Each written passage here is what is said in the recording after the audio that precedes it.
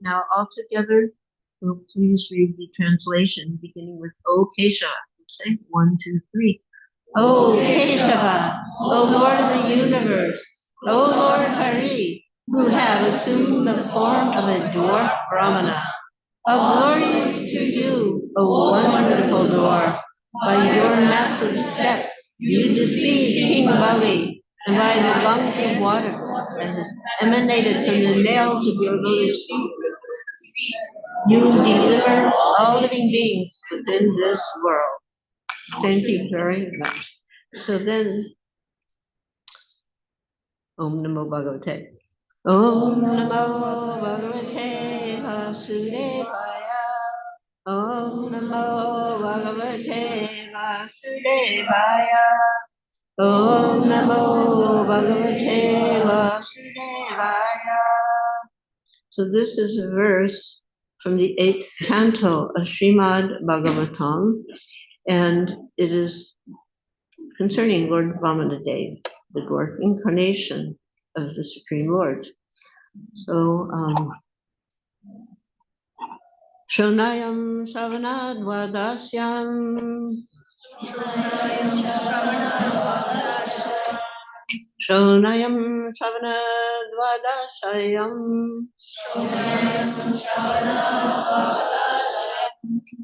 Shonayam Shravanadvadashayam.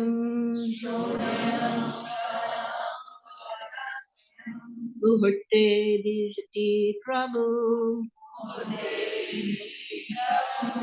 Muhurte Dijati Prabhu. Muhurte Dijati Prabhu. Sarve Nakshatra Tharadasyam. Sarve Nakshatra Tharadasyam. Chakshutas Janmadakshinam. Chakrustas Janmadakshinam. Chakrustas Janmadakshinam. Shonayam Savanadvadasyam. Murte Vijati Prabhu. Sarve Nakshatra Taradasya. Chakshusta Janmadakshinam. In the translation, on the day of Shravana Dwadasi, the 12th day of the bright fortnight in the moon of Bhadra, in the month of Bhadra, when the moon came to the lunar mansion Shravana, on the auspicious moment of Abhijit, the Lord appeared in this universe. Considering the Lord's appearance very auspicious, all the stars and planets, from the sun to Saturn, were munificently charitable. In the purport, Srila Vishwanath Chakravarti Thakur, an expert astrologer, explains the word Nakshatra Taradya. The word Nakshatra means the stars, and the word Tara in this context refers to the planets, and Adaya means the first one specifically mentioned. Among the planets, the first is Surya, the sun, not the moon. Therefore, according to the Vedic version, the modern astronomers' proposition that the moon is nearest to the earth should not be accepted.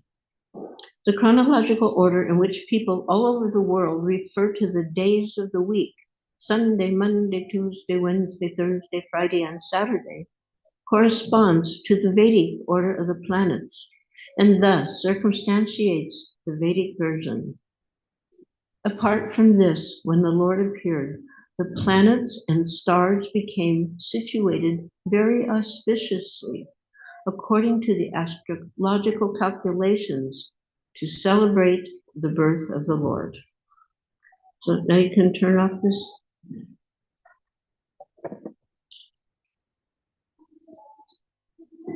Okay, thank you. Hare Krishna. Om Gyan Dhamandasya Janana Sakalaya Chakshunalitam Yena Tasmai Shri Gurave Namaha. Namo Vishnu Padaya Krishna Krishnaya Bhutale Srimate Bhaktivedanta Swami Nityanamane Namaste Saraswati Devi Gauravani Pracharane Nirvishesha Sunyavadi Vastakya Desatarine Shri Krishna Chaitanya Prabhu Nityananda Shri Advaita Gadadhar Shri Vasari Gaur Bhakta Hare Krishna,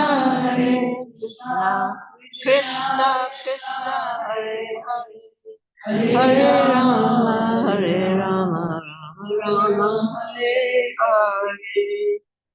Vancha kalpatarubhyascha, Kripa Sindhu Vaivyacha, Patitanam Pavanebhyo, Vaishnavebhyo Namo Namaha.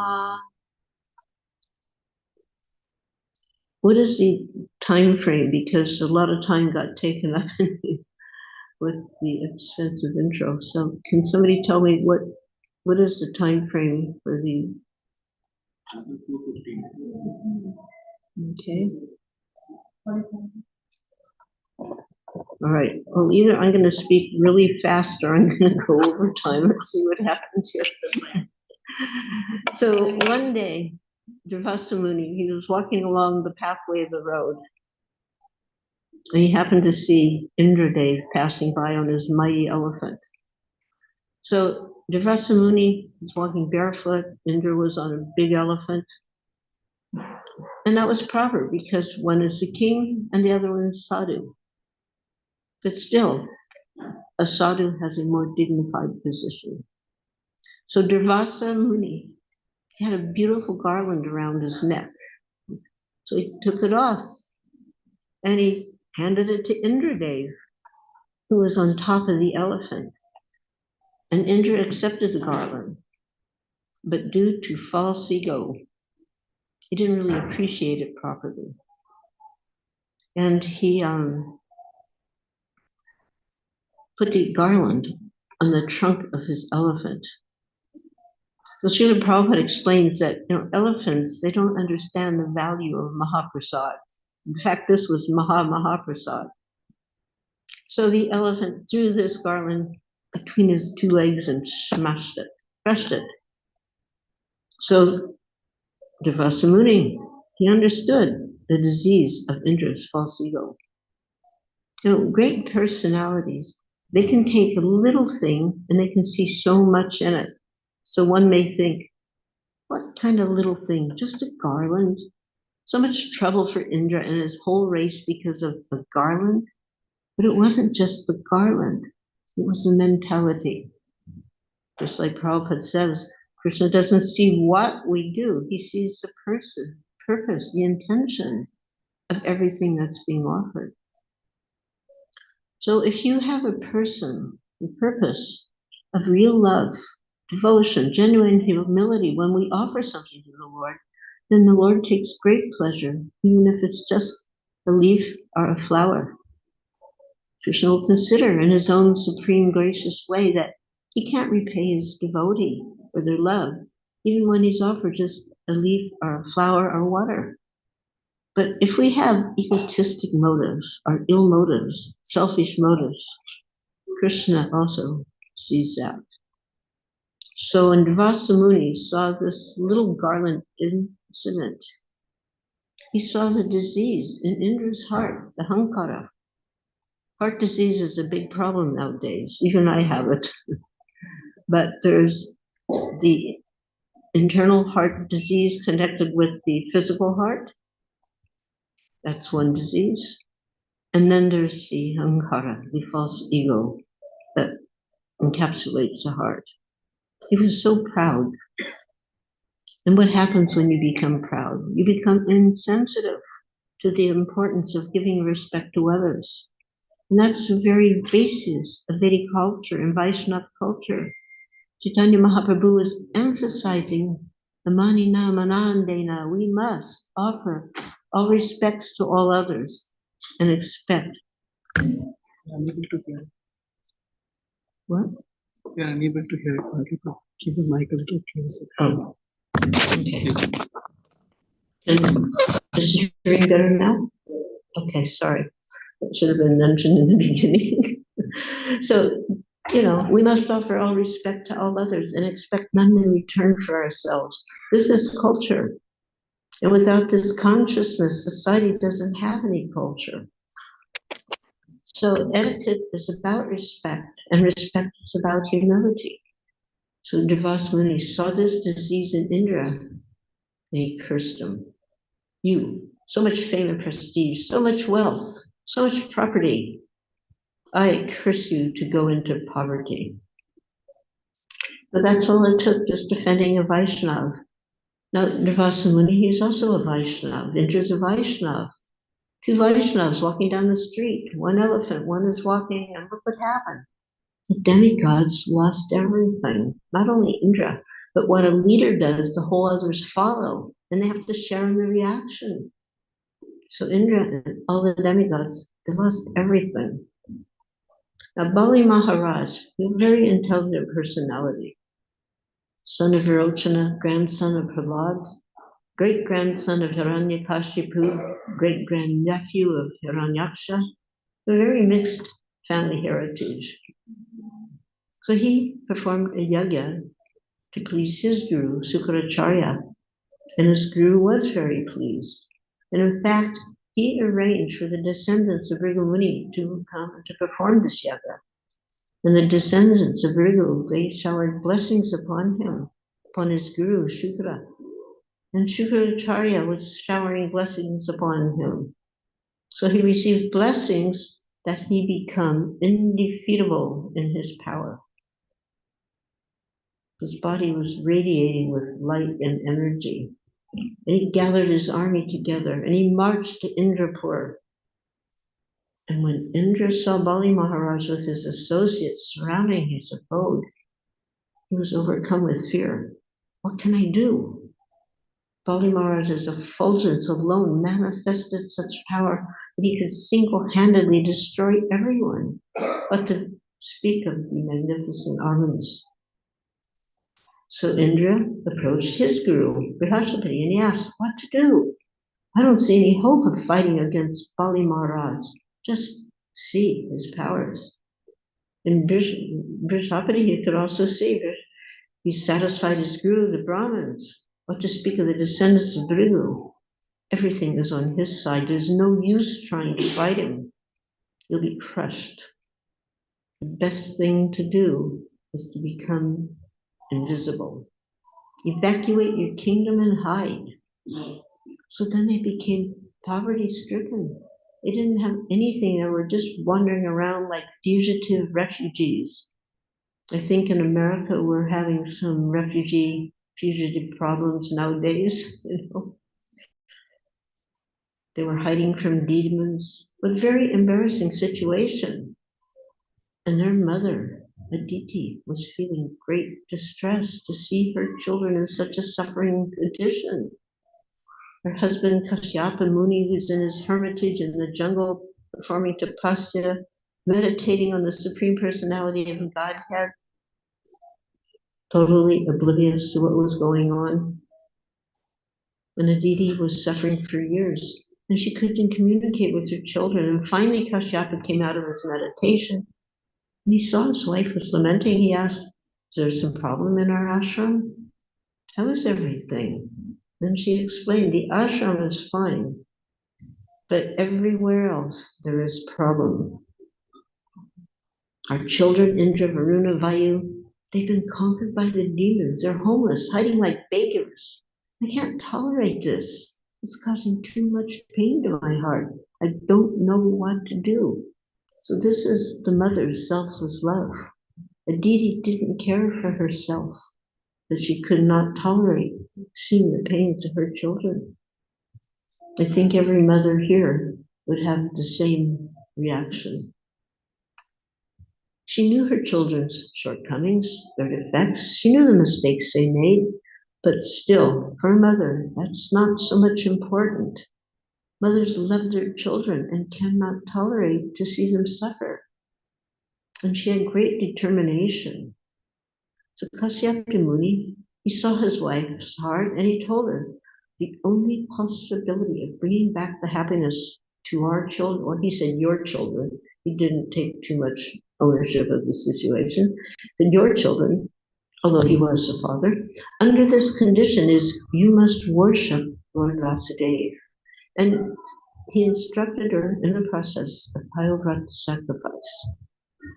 So this Payavrat sacrifice is a very detailed act of devotional service. There's fasting, there's worshiping the Guru, worshiping the Lord, chanting mantras, keeping very, very clean, perfectly situated in your consciousness for 12 days. And this means 12 full days, 7-11, not taking a break, 12 full days. And the purpose of the Payavrat sacrifice is to please the Supreme Personality of Godhead. This is mentioned in the Bhagavatam 8:16-60 that the Payuravrata method of Vishnu Aradhanam was enunciated long ago by Kasyapa Muni to his wife Aditi in the heavenly planets. And it's mentioned that this same process is bona fide on earth, even now. It's technically known, Payavrat is technically known as Sarva Yagya. In other words, by performing this sacrifice, one can perform all other sacrifices automatically. And this is also acknowledged to be the best of all ritualistic ceremonies. It is the essence of all austerity, the process of giving charity and pleasing the Supreme Controller. So Aditi performed it exactly according to her husband's direction, and after 12 days, the Supreme Personality of Godhead appeared to her. He was carrying a conch, a shell, the Sudarshan Chakra, the Gada, the club, and the lotus flower. And he had a beautiful golden crown, Kastubamani jewel, celestial jewel, and a brilliant yellow dhoti. Aditi fell at his feet. She rose with folded palms. She was in so much ecstasy seeing the Lord that tears were flowing from her eyes. She was so choked up she couldn't speak. And finally, with great effort, she offered her obeisances and she surrendered to the Lord. And Narayan spoke to her. I know why you have approached me. I know your problem. I will bring back the wealth of your children. I will do it by becoming your son. I will manifest. Then he tells you, you should worship your husband. I'll manifest myself within his body. And if you worship him properly, I will enter your womb as your son. So then the Lord disappeared, and he appeared in the heart of Kasyapa Muni. And Aditi followed the instructions. She served her husband with great faithfulness, chastity, devotion, all the womanly qualities. And then the Supreme Personality of Godhead entered the womb of Aditi. And it was on this day, the Dodashi, on the month of Shravan, that the Personality of Godhead appeared from the womb of Aditi. So therefore, this day is known as Vijay, the day of victory. And the Lord appeared in his four-handed form as Narayan from Vaikuntha. And they worshipped him with great love. And then the four-armed form of Narayan transformed into a beautiful little Brahmin boy. He had this golden complexion, he had golden hair, and he was a dwarf. He was very small. And his name was Vamana Dev, means dwarf, small, or short in stature. and he was in perfect proportions. And soon all the demigods and the sages and the rishis came to celebrate the incarnation of the Supreme Personality of Godhead, and they gave him various gifts. So quoting from the Bhagavatam 18:15, Mother Earth gave him a deerskin. The demigods of the moon, who was the king of the forest, gave him a Brahmadanda, the rod of a brahmachari. His mother, Aditi, gave him cloth for underwear, a kopan, and the deity of the heavenly kingdom offered him an umbrella. He was given rudraksha beads. Lord Brahma gave him kamandalu, a water pot, and Parvati gave him the first alms when he went out to beg. So Vamana Dev, he's walking alone, he's barefoot. He comes upon the arena of the sacrifice on the banks of the Narmada River. And when Bali Maharaj saw him, so effulgent, so beautiful, radiating such purity and compassion, Bali Maharaj's heart was filled with joy, and he stood up, and all the other Brahmanas who were part of the yajna, they also stood up, and they honored and welcomed Lord Vamana Dev. Bali Maharaj bowed to him with deep affection, and he offered him an honorable seat. And then, according to etiquette, he worshipped him. He washed the feet of Vamana Avadar. And those same feet that later became the source of the Ganges, which Lord Shiva wants to keep upon his head. And that water was drunk by Bali Maharaj with great feeling. And then he offered Vamana, whatever you want, whatever you desire. You have come, such blessings you have given by your presence. You have sanctified my life. You have sanctified the whole Yagyashala. Please take whatever charity you wish. I can give you cows. I can give you property. I can give you homes. I can give you an island.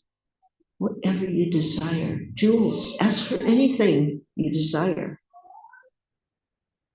Has anybody here ever been given such an offer? I mean, whatever you want, we'll give it to you. It's a very rare gift because people are afraid of what you might say. What did this little dwarf say? He said, if you wish to give me something, then please give me 3 steps of land. At this point, Shukracharya, guru of the demigods, the demons, he understood what was going on. He was intelligent, he got it. And he spoke strongly to his disciple, don't give him anything. Don't give him these 3 steps of land because you don't know that he is a friend of your enemy.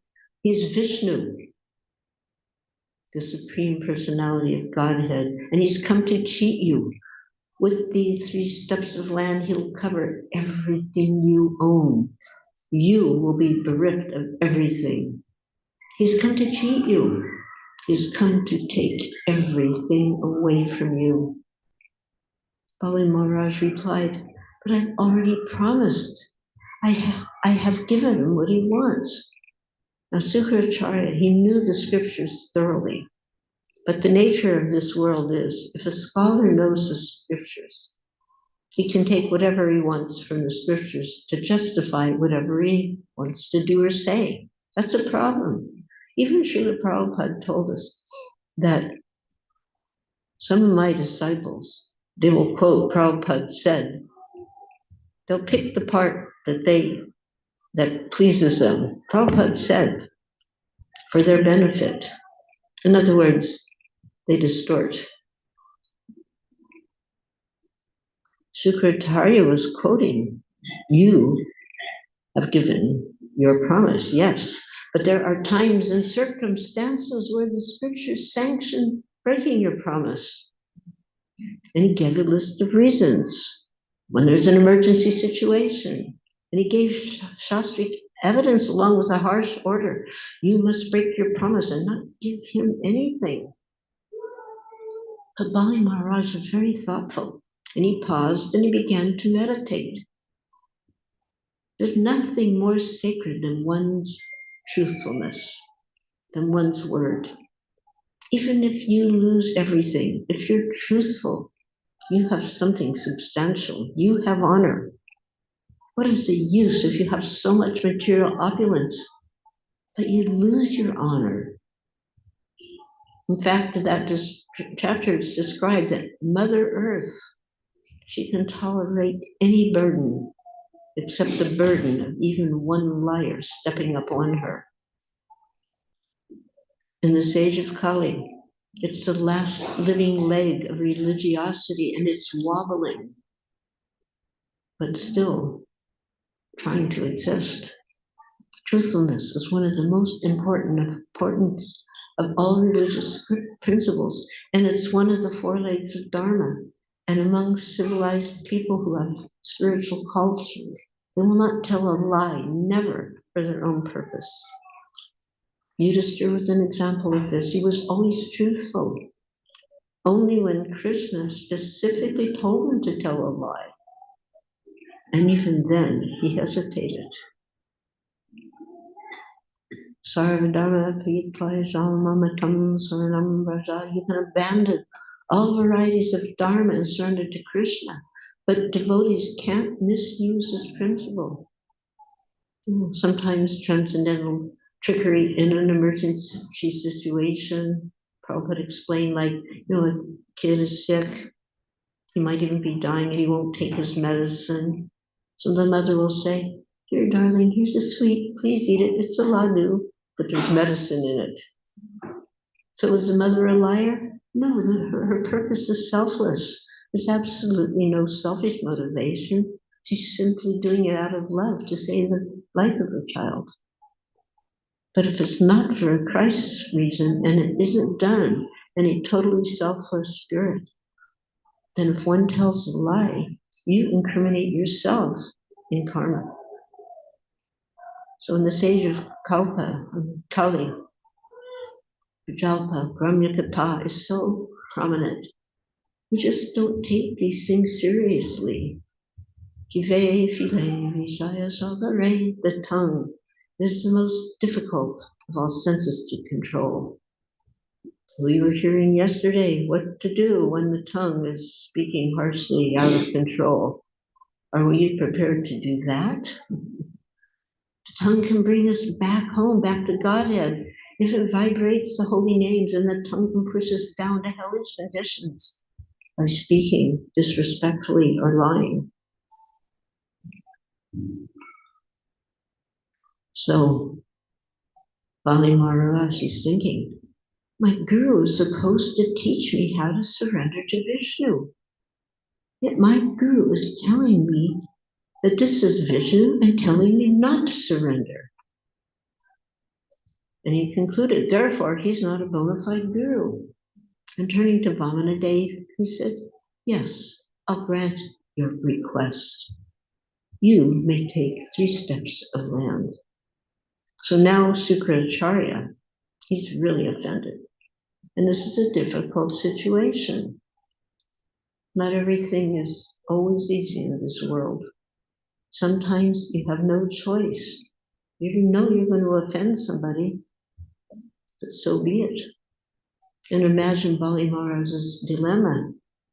He had no alternative other than either he's going to offend offend Vishnu by lying to him, or offend his guru by disobeying his instruction. And his guru, Sukracharya, was outraged. If you defy my orders, then I curse you to lose everything. And everything was lost. But in his heart, Bali Maharaj was in bliss. He had no fear because he knew he was truthful and he knew he was doing the right thing. So he had no fear of the consequences. That is called integrity. Bali Maharaj was a man of integrity, and therefore he was a Maharaja. To be honest, to do the right thing, even if we're at risk of losing so much. But Bali Maharaj's integrity was so strong, he had no fear. He was willing to lose everything. This is Vaishnava. Yes, take 3 steps.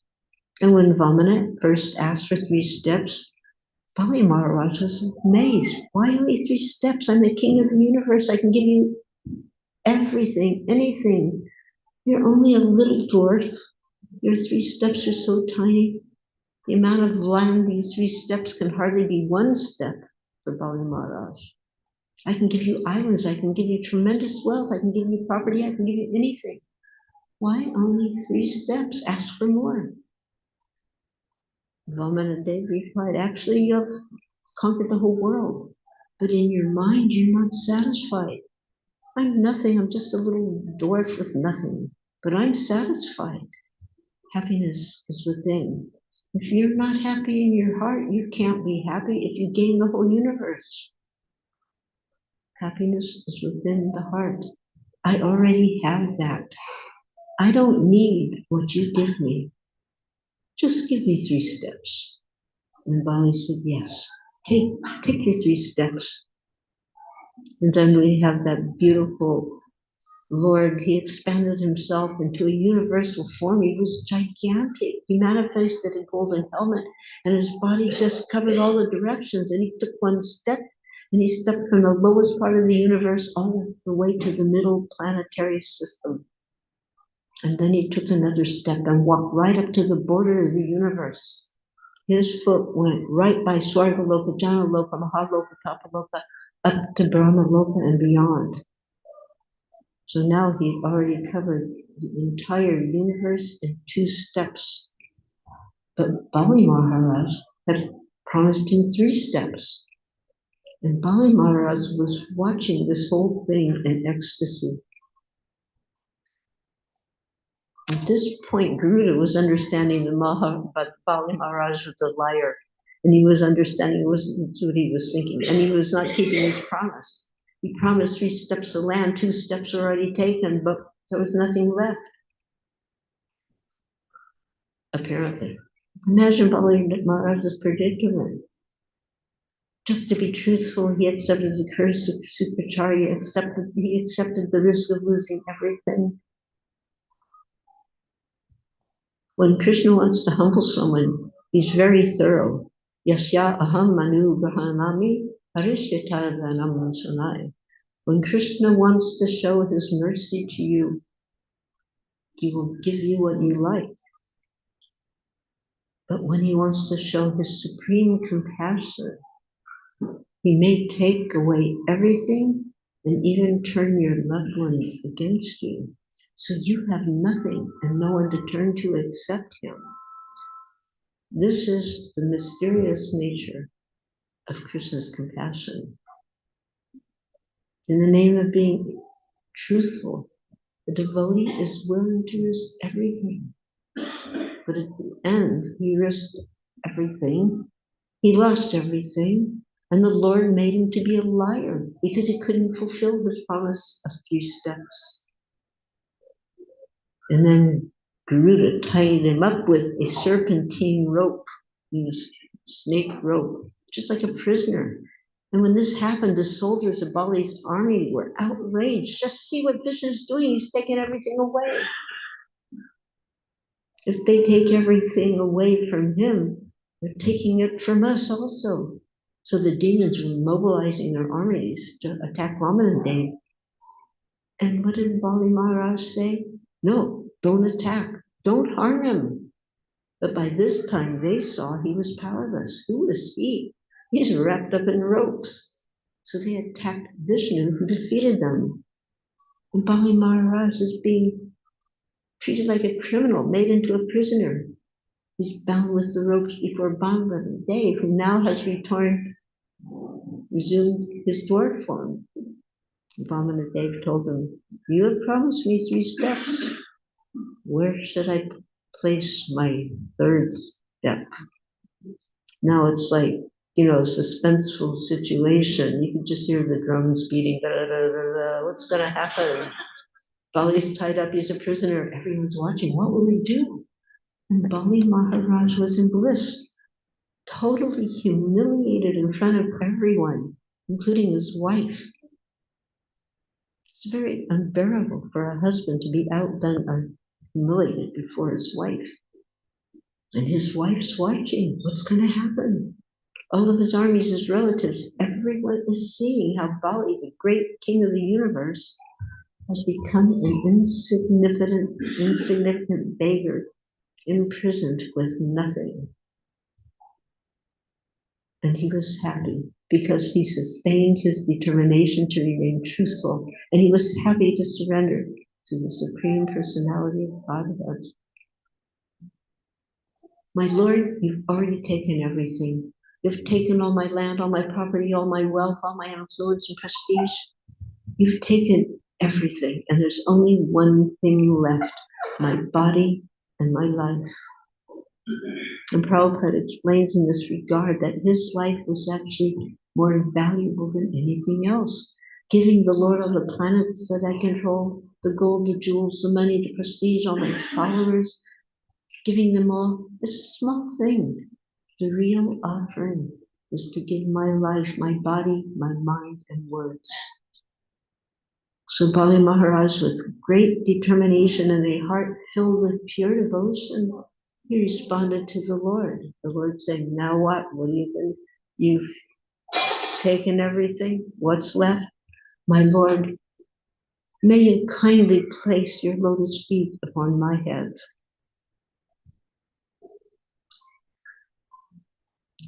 Prahlad Maharaj appeared and he was praising the good qualities of the Supreme Personality of Godhead, who was so merciful that he took everything away. The Lord is the most merciful, the most attractive, the ultimate friend of everyone, because he's taken everything away.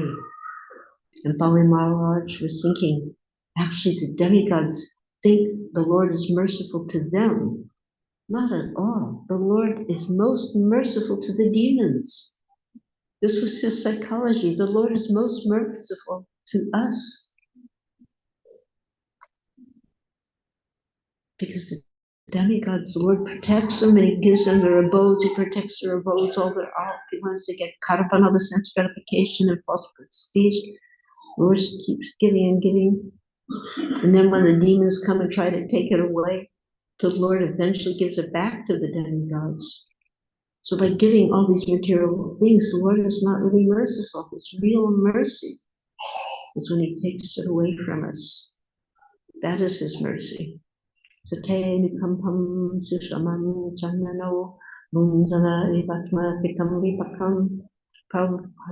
quotes this in this regard, that when one is put into very, very difficult circumstances, a devotee is grateful. You see that word a lot nowadays. You hear it. They even have little signs you can put it on your door of your house. Grateful, gratitude, grateful. We hear it a lot. But what is it? Where is it? Is it manifesting in our heart? That even when the Lord is taking everything away, when the Lord puts you in a terribly painful condition, that devotee with folded palms will thank the Lord. This is your mercy. This is your kindness. I don't deserve your kindness. I surrender to you. And that person alone is liberated. Liberation becomes his rightful claim. And Bali Maharaj manifested this principle. He manifested this virtue. And he surrendered his life to the Lord. And his own wife, Vidyavali, was praising his good qualities. And Prahlad was praising like anything the good qualities and the good fortune of Bali Maharaj for surrendering and losing everything for the Lord. Bali Maharaj meditated on Prahlad. That's how he got his courage to surrender everything. He was meditating on his grandfather, Prahlad, and he followed in his footsteps. Mahajano Yena Gata Sapata. So Bali Maharaj, he became a Mahajan because he followed in the footsteps of a Mahajan, one of the greatest authorities, Sri Prahlad. And he was determined not to deter from the integrity of his honesty, his truthfulness, and his promise to the Lord. So Vamana Dev was very pleased by Maharaj Bali's unconditional, unmotivated surrender. Unmotivated. He wasn't hoping or expecting anything in return. but the Lord reciprocates with that surrender. And we are assured of that in the Gita. Tamam Pavadanda Te Tamsapaiva Bhajamyaham. So therefore the Lord gave Bali Maharaj a planet to rule over, Sutala, because he had nothing else. And Prahlad Maharaj wanted to be with him. And he said, I will also go to Sutala to live with my grandson.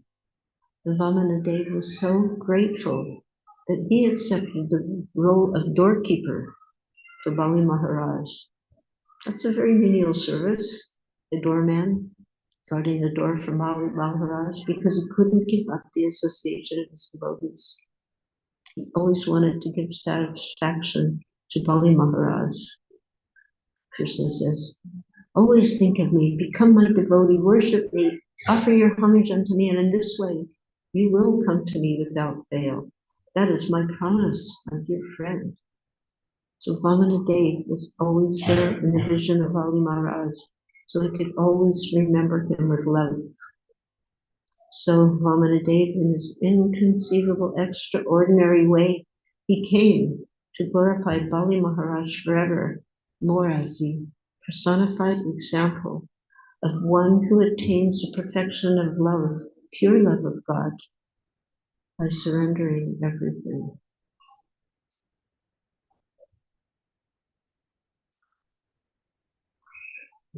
I think I made it. Is it?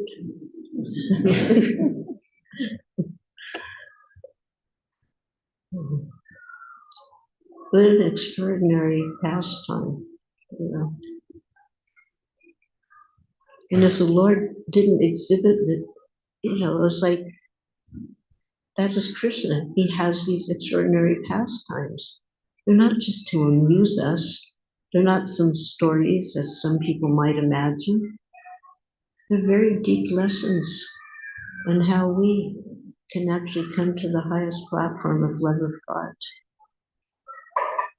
And the examples are there to show us, you know. Otherwise, we could just read the book, turn the page, close the book, go about our life. But these examples are there to give us some insight how to live our lives, what we should do when we're faced with inconceivable circumstances. And we know the devotees are often faced with inconceivable circumstances.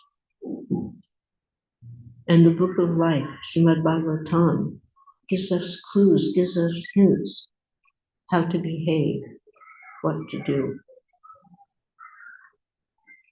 And the best thing is to start with surrendering to the Supreme Lord. And he'll reciprocate. Paramatma, Lord in the heart. If we listen, he speaks with us. Shri Vamanadev ki jai, Keshavadrita Vamana Rupa, Jai Jagadish Hare, Jai Jagadish Hare, Jai Jagadish Hare, Keshavadrita Vamana Rupa, Jai Jagadish Hare, Jai Jagadish Jai Jagadish Hare. Divine Grace Shri Prabhupada ki jai. Grace Malati Prabhu ki jai.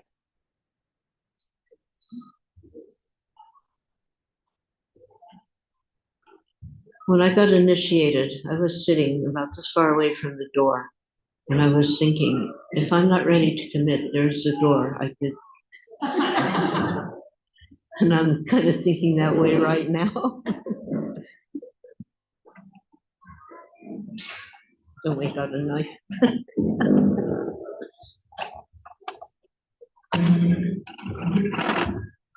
Whoa.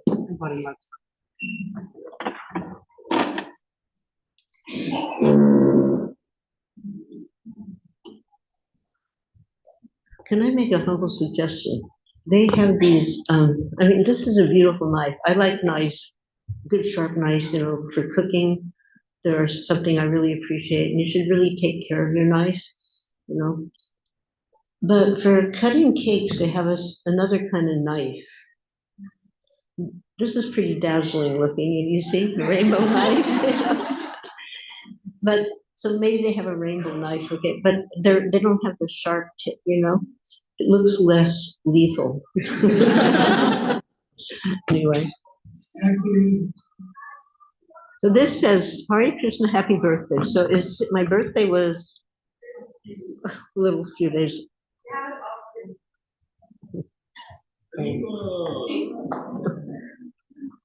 Okay, actually, no, it's a small surprise. You know, definitely, her birthday comes in August. And she has not come. So she's coming here. So, I need 2 minutes. First of all, let us express our gratitude for her presence in the class. My lovely Chinese ladies, Haribol. A small presentation, some of you, many of us may not know the tiny details. And recently she is celebrating her 80th birthday. No, 79. 79th birthday. So, a lifetime of dedicated service to Srila Prabhupada. That is one. Yeah. So, anyway, it was made, everybody, actually. So can you run it? By whom? Actually, okay. By multiple, by whom? Jagannath, Lord Jagannath appeared in the West. She was instrumental in bringing Lord Jagannath to the West.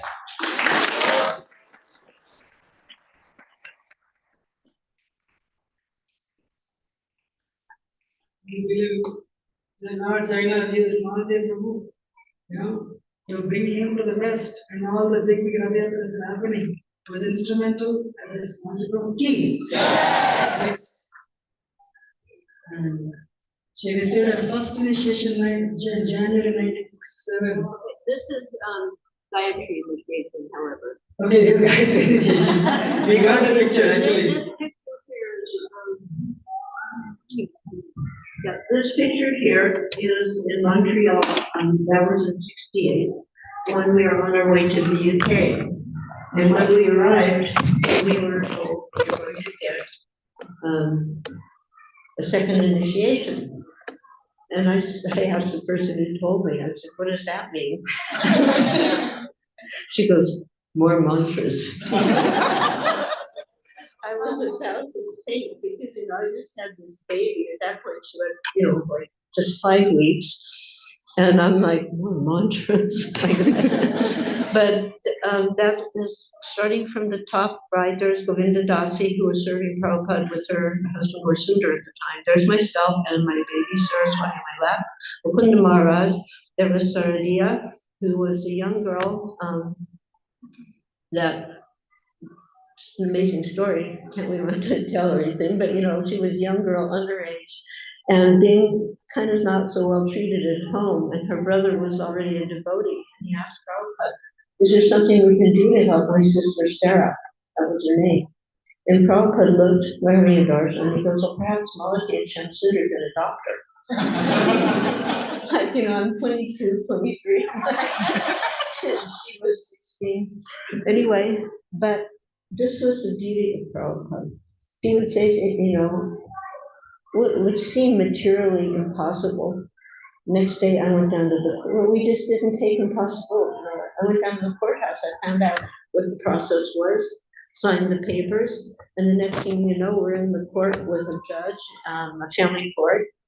Her mother, her father, who were separated, but they were both there, and there was Shamsundar.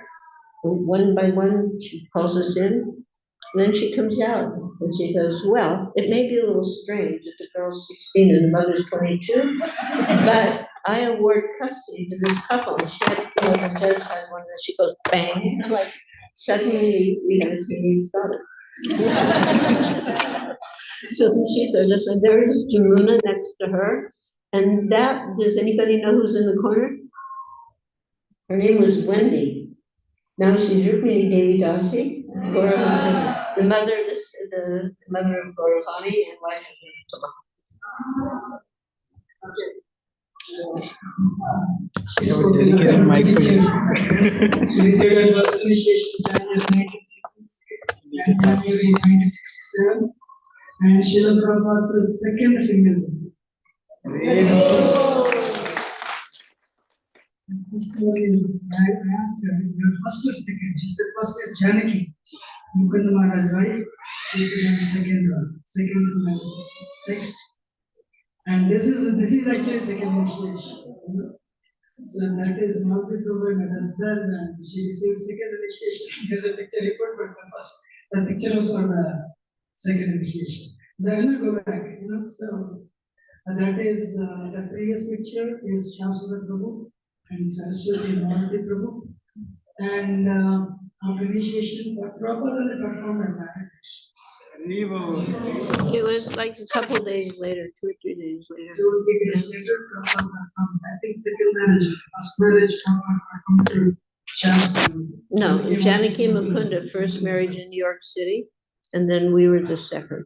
But the same sari was worn. It was the only sari in ISKCON at that moment.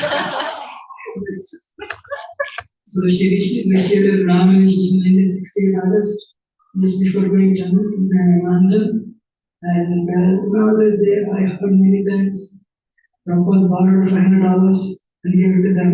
No, it was $1,500. $1,500. Because we had to show substantial income to be allowed into England. $1,500. And they showed that in immigration and that entered London, send that money back. Second family entered, send that money back.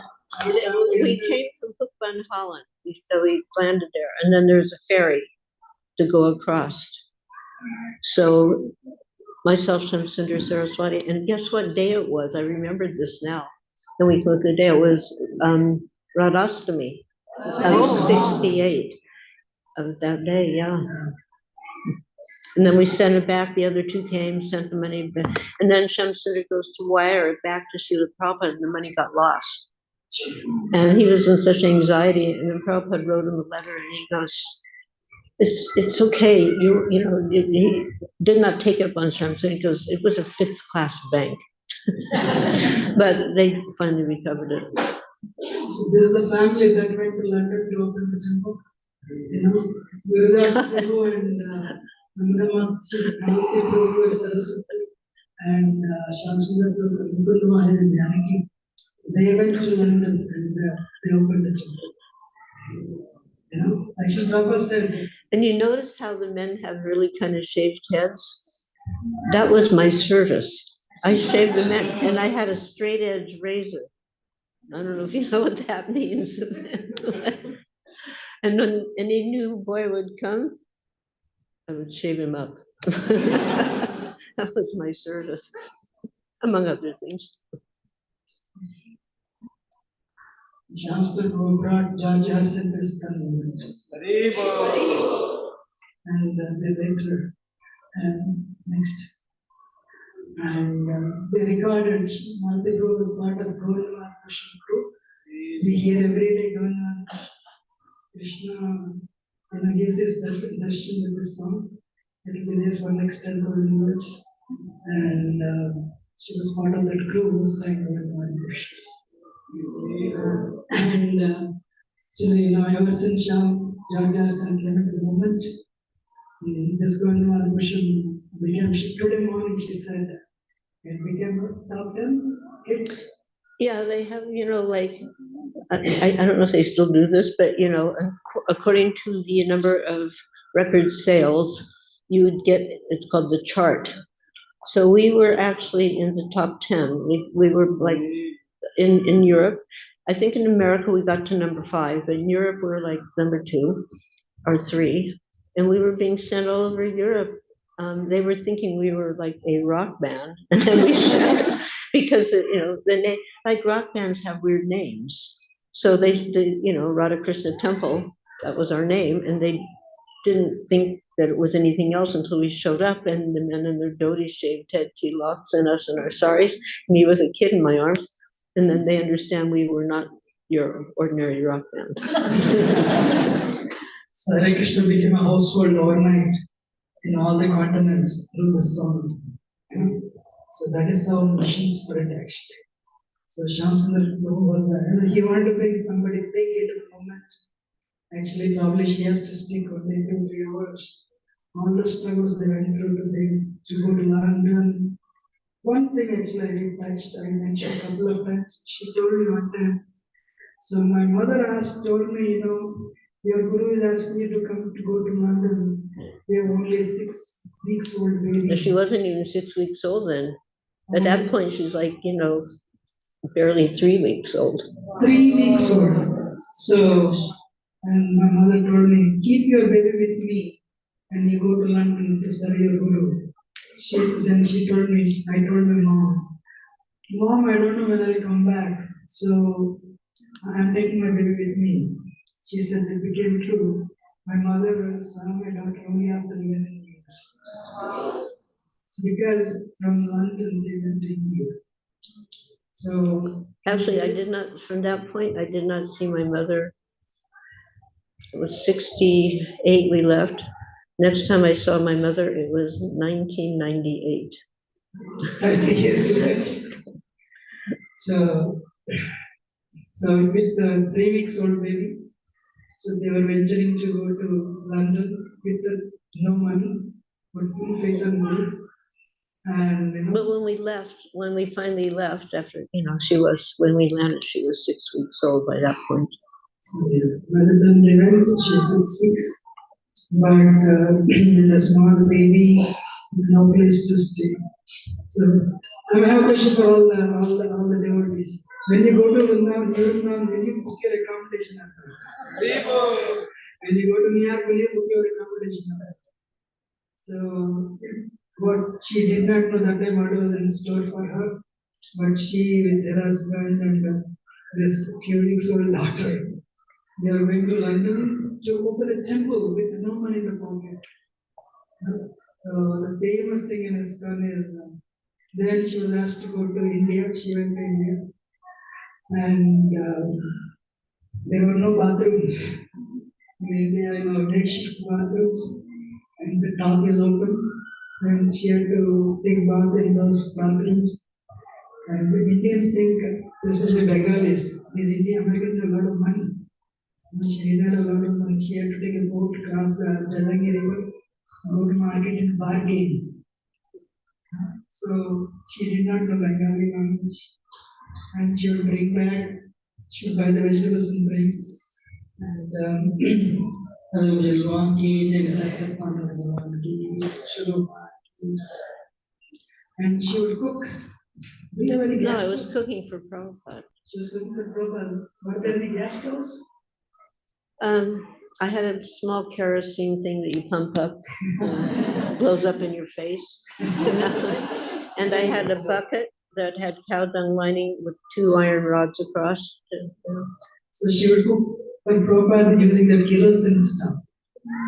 And one day Prabhupada said, salt is not enough. Second day Prabhupada said, this is not enough, that's not enough. She was so upset that we probably should go back to London. No, I wasn't upset like that, and I didn't think to go back to London at all.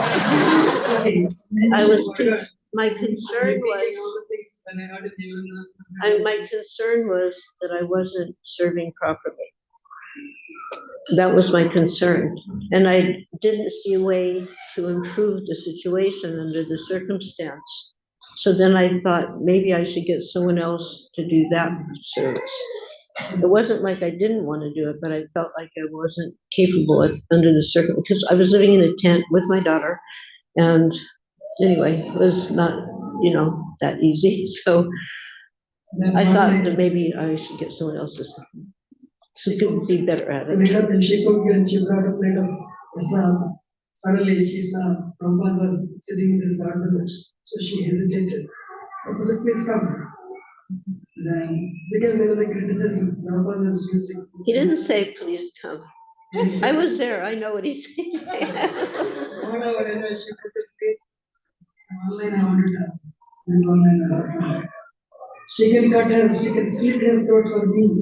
I can slit my throat for my disciples, she said.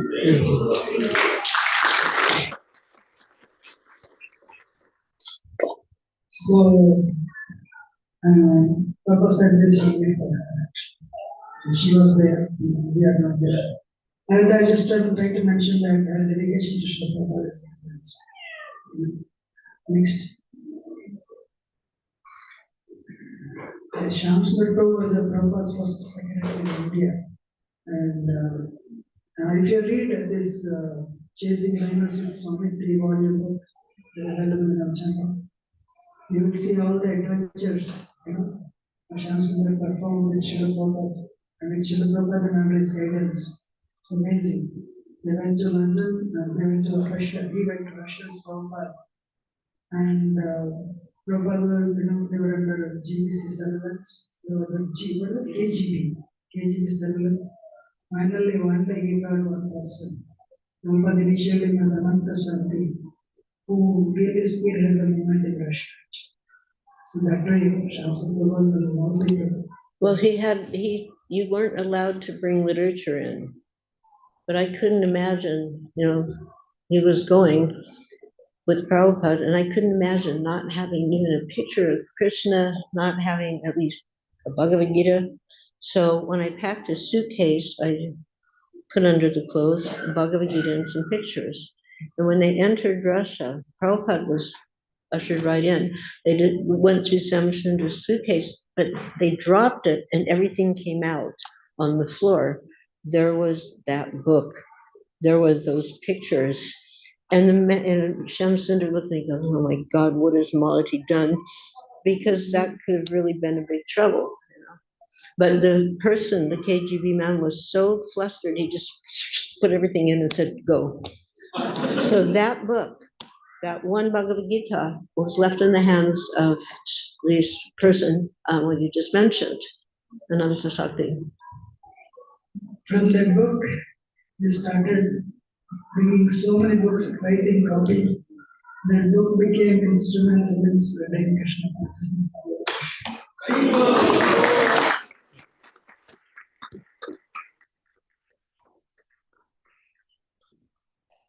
And today, after India, maximum more number of disciples are in Russia. Probably more number of temples. Next.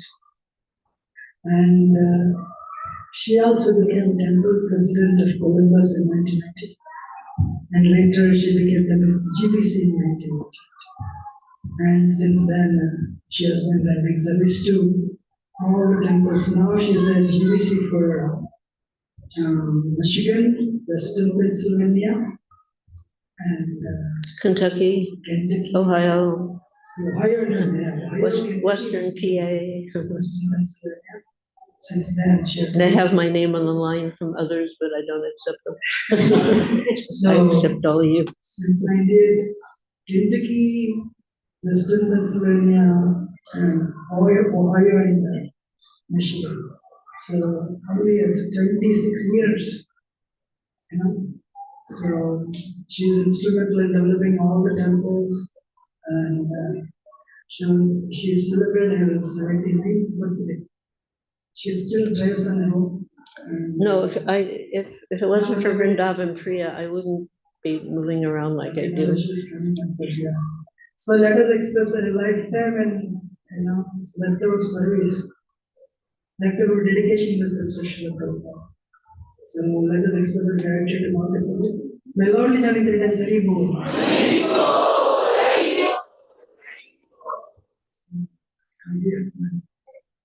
I request you to come and cut the cake. You see that picture with Lord Jagannath? This was in San Francisco at Hippie Hill in Golden Gate Park. And you can see it's not dressed. So this means this was the first year of 67, because the first year of Jagannath, he didn't have the sewn clothes on. And Srila Prabhupada told us he would come and join us for Harinam, and we would have the Harinam on that Hippie Hill. So we always wanted to do something kind of exciting or different, and we wanted to surprise him. So we thought, let's take Jagannath. And it definitely surprised him. He explained to us that Jagannath only comes out of his temple for Rath Yatra, one time a year for Rath Yatra, and he never goes anywhere without his brother and sister. So that was he wasn't angry. But he made sure we understood that point. You know? So they used to come and cut the cake during the birthday. Was over one cake.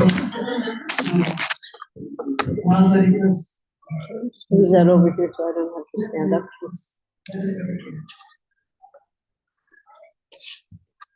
Krishna, Hare Krishna, Hare Krishna.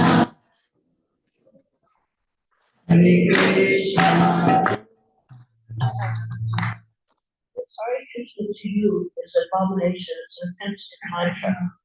So you can sing happy birthday and then, or else you can sing the mantra, but you don't add or subtract words to the mantra. So this Hare Krishna to you is not appropriate, dear friends. Hare Krishna.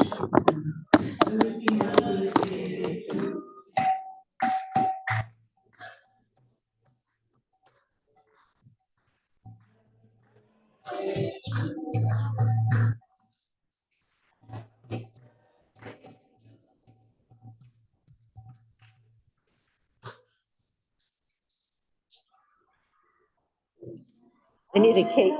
I need a cake cutter. Somebody knows how to do it nicely.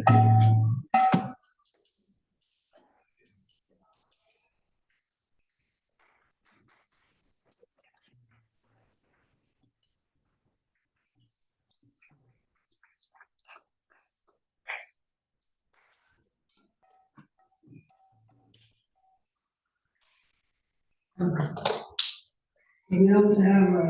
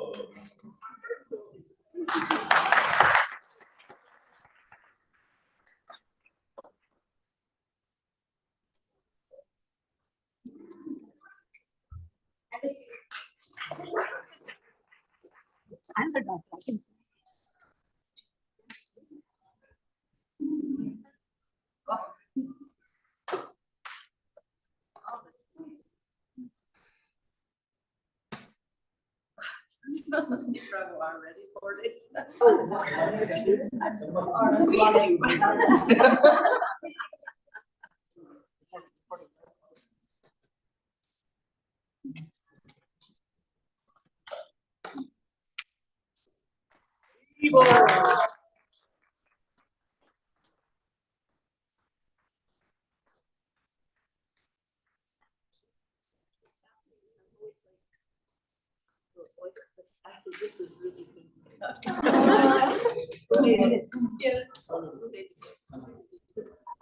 Padma Harikant. Padma Harikanta. Is she here? Padma Harikanta? we are also giving her a check. You know, she lives alone in Ibadan, and I've been telling her, come and stay with us. But somehow she likes to stay in Ibadan. And can you believe somebody celebrated 80th birthday, which completes so a lifetime in session with Prabhupada, you know, and, you know, with this, we are giving our Sundar Prabhu. So, yeah. So we are using this opportunity, you know. How many of you have seen 80-year-old, you know? And that too, we cannot, we are amazing to see somebody who has given his life. You know? She's telling she came with age 22, and she's almost 80 now. How many years? 57 years of Chinese history.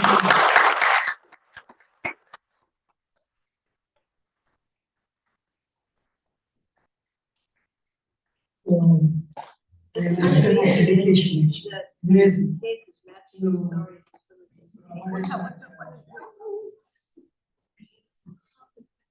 It's a legacy that is never forgotten. You know, her thing is she's very dedicated to Srila Prabhupada. Very, very dedicated actually. Small deviation also she doesn't like. You know, but at the same time she's very soft. You know. Let us express our gratitude to all the. By loudly chanting the Indian Hari Bol. All the temples are like Farmington because devotees are very affectionate, caring, and loving, she said. So we are also making you a statement before all the devotees. You can come and stay with us. We request you, you know. As she was like, okay. Hare Krishna. Please accept my humbly offered obeisances.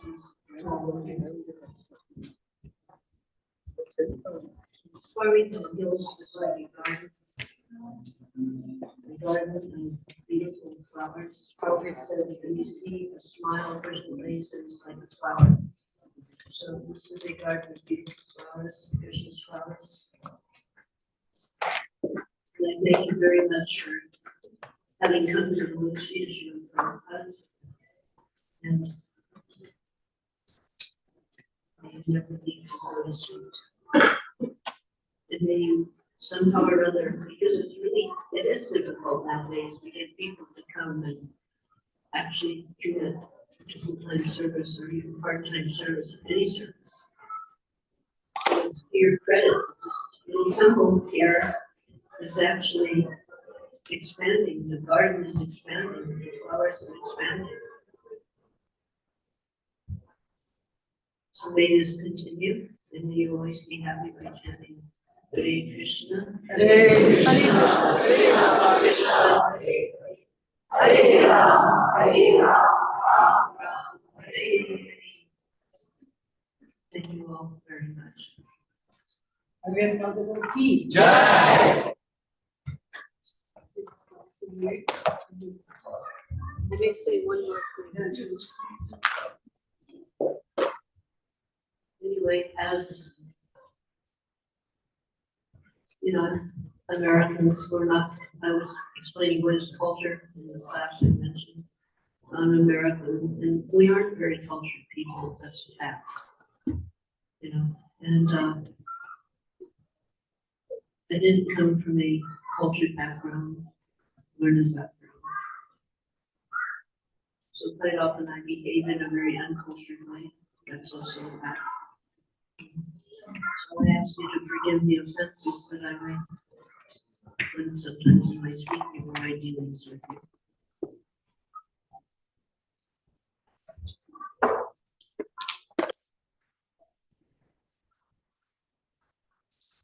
Mahaprasade Govinde. Mahaprasade Govinde.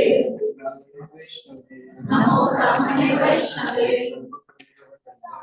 Sarva Punya Rajam. Vishwasudeva Jayate. Vishwasodaiva Jayate. Sharira Sharira Adhyaja. Jurendriya Karika. Jurendriya Shisare. Taravate Jivati. Gopana Sudhamati. Taki Jagati Samsare. Krishna Vardhaya. Koli Vare Jiva Jai. Saprasadanna Dilo Bhai. Seyana Amrita Bhava. Radha Krishna Guna Gao. Premya Goshti Chaitanya. Jai Nihai Jai Nihai. Jai Shri Krishna Chaitanya. Prabhu Nityananda. Shri Advaita Gadadhara. Srivasadi Gaura Bhaktavrinda. Hare Krishna, Hare Krishna, Hare Krishna, Hare Krishna, Krishna Krishna, Hare Hare, Krishna Krishna, Hare Hare, Hare Ram, Hare Ram, Ram Ram, Hare Hare. Ram Ram, Hare Hare. Krishna Mahaprasad की